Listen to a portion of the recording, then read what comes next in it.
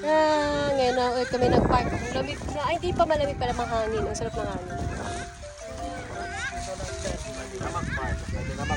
Si El tulog. Mamaya maglalaro yun doon pag-isa.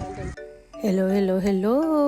Malamig na nga dito sa UAE, kaya naisipan na namin mag-park. Pero noong mga panahon na to, hindi pa siya masyadong malamig, mahangin pa lang. So great time to para mag-park. Magsi 6 PM na nga nung umalis kami sa bahay, kaya pagdating namin dito, madilim na talaga. And dito na kami magdi-dinner. Dinala lang din namin sila mama at papa dito, para syempre ma-experience din nila. Kaya nakakatuwa dahil nag-enjoy naman sila. At sa sobrang lakas nga ng hangin, nakatulog na to si Belle. Masarap talaga tumambay dito pag ganitong mahangin at malamig na. At itong si Ate El, sa biyahe pa lang nakatulog na to.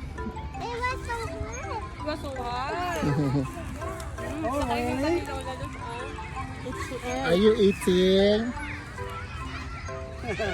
You want chicken? Nagising na po eh.